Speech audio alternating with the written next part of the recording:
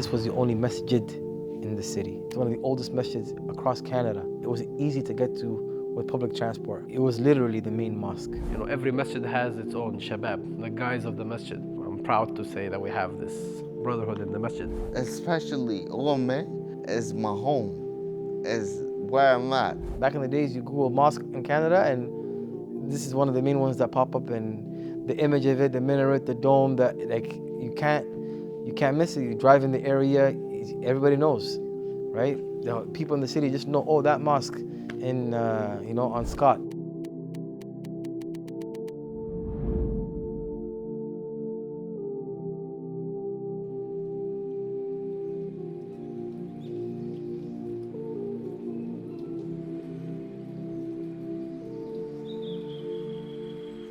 The story goes behind basically back almost in the early 60s, where my dad and my uncles and a few other fellow Muslim brothers got together and more or less decided we need to form our own organization. So from that point on to where we are today, they basically got the ball rolling to set up an organization which was named later on the Ottawa Muslim Association back in around maybe mid-60s. Alhamdulillah Rabbil Alameen. My name is Abdurrahman Hussein. I am one of the imams here at the Ottawa Muslim Association, Ottawa Mosque. And Alhamdulillah, in terms of my educational background in Islam, Alhamdulillah, Allah gave me the opportunity to travel and study at the Islamic University of Medina. And there I graduated from the faculty of Sharia or Islamic law at that university, Alhamdulillah. The building itself was built in, I believe, 1973. And the institution or the organization being established was before that, in the 60s. This area used to be a house and the church was there.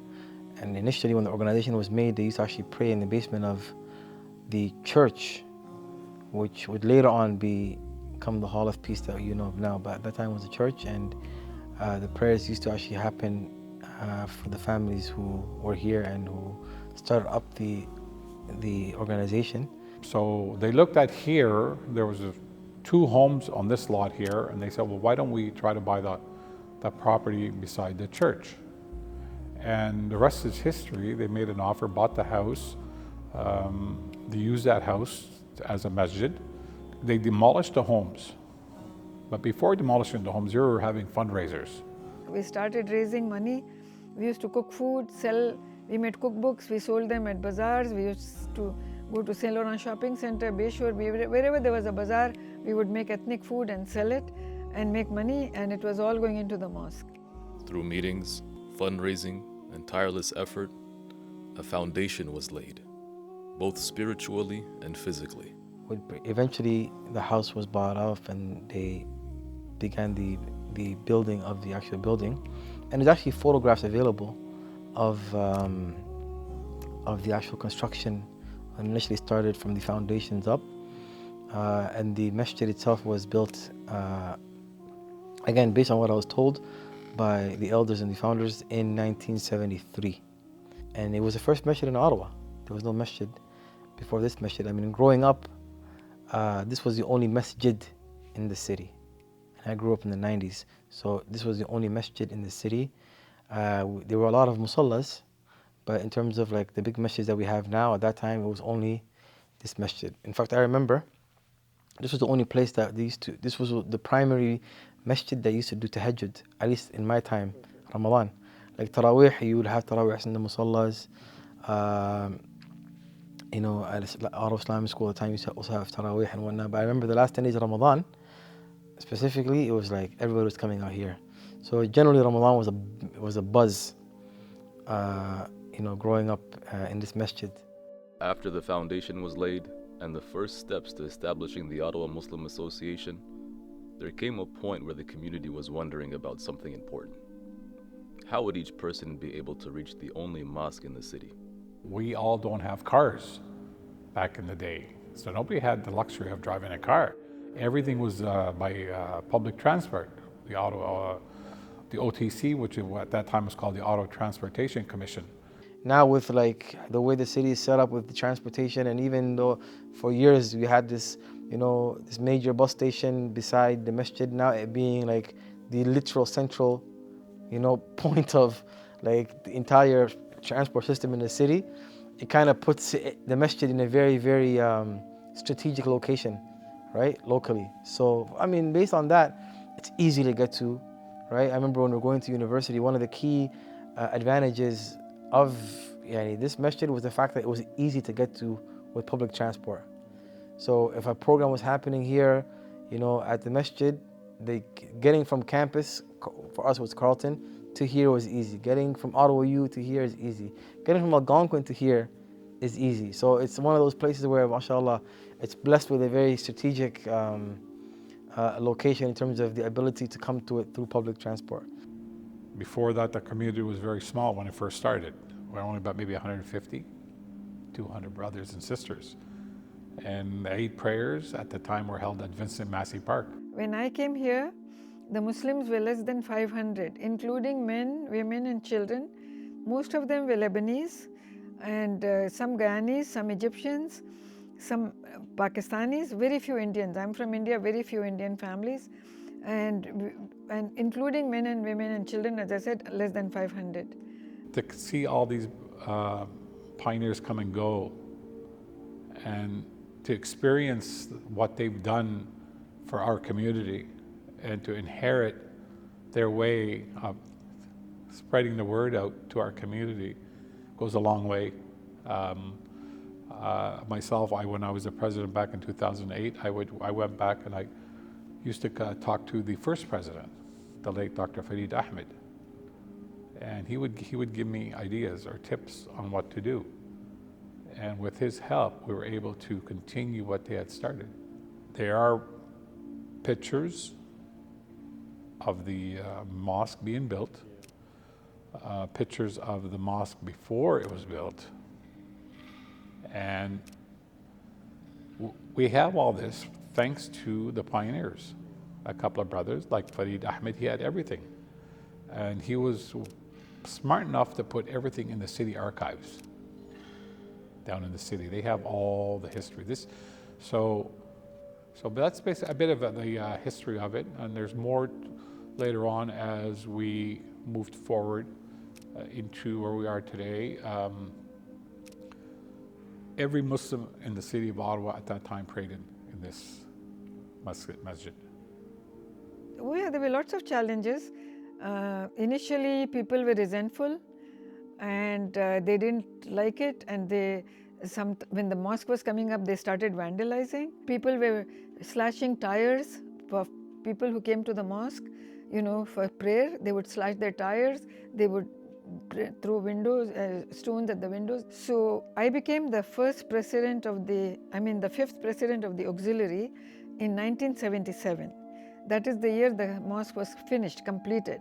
It was done very well, and the people, they were so impressed. People came in wheelchairs, and they started calling it their mosque, and all the vandalism stopped. They stopped everything.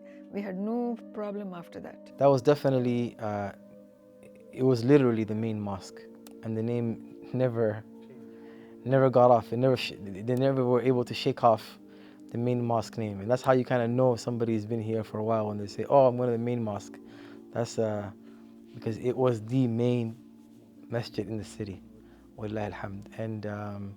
And I think it still has that reverence and respect in terms of it being like the classical masjid of the city, alhamdulillah. And of course, that's not any knock to any of the other masajid, because we have, mashallah, alhamdulillah, a lot of amazing masajid in the city, wallahi alhamd. But something special about this masjid, that can never be taken away, and that obviously is the asbaqiyya and the fact that it was the original Jami' masjid in the city, alhamdulillah.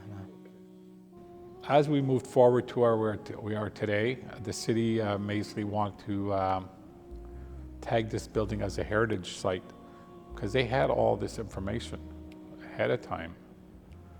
And I myself believe it's an honor to have a building like this and feel proud of who I am and what I am, which is I'm a Muslim. And for them to finally recognize this facility as a heritage building goes a long way. Our current president, and our trustees worked out a deal with the city that should there be changes to this building, we're allowed to do it without any hiccups from the city. I do have clippings of the city of Ottawa sending their respects to the OMA, the Premier of Ontario, the Prime Minister of Canada, because as you know, to be the first mosque to be built in the city of Ottawa at that time, it was a focal point. We are a place that has figured out that diversity can be a source of strength, not just a source of weakness. And as I look at this beautiful room with the sisters upstairs, everyone here, the diversity we have just within this mosque, within the Islamic community, within the Muslim community in Canada, the diversity across our country, as we all know, can and must be an opportunity for us to grow, to challenge ourselves, to improve and to create a stronger, more peaceful society. But the Canada we live in today didn't happen to try to keep everybody in the community up to date and telling them what we needed. And that part of the fundraising went a long way. One of the pioneer sisters was Sister Ava Wahab. She was the first Muslim Lebanese child born in Ottawa. So we all respected her very much. And I was very close to her. And she was very fond of my husband and myself. And we all, wherever there was anything, she would inform me, and nobody could push her out. In the 60s, Tablighi Jamaat started coming to the mosque. And they started talking about women's place, where it should be. And we fought them. We said, no, we are going to be in the forefront. And we made sure we were always there. And Ava Wahab was strong, I was strong. I fought for the women all the time. Without them, there wouldn't be no masjid today. After keeping all the history of the mosque in the city archives, thanks to the pioneers, and knowing the backbone to this mosque is from the sisters who worked extremely hard to start up the association, the mosque was recognized by the city, which then led it to become a historical heritage site. As the years passed, the mosque grew. More people, more programs, more responsibility. But growth brings challenges. Space became limited, needs expanded, and the call to serve became louder. So after this building was built, now alhamdulillah, the city of Ottawa has over 13 masajids. All of them are part of a group which is called the United Muslims Organizations of Ottawa-Gatineau, where we meet once a month and talk about issues that are happening in the city. Most of the times our Friday prayers, when we have collections that are done, we'll mention to them that, for example, a collection today will go to a certain disaster around the world through either HCI, Islamic Relief, IDRF, or Penny Appeal.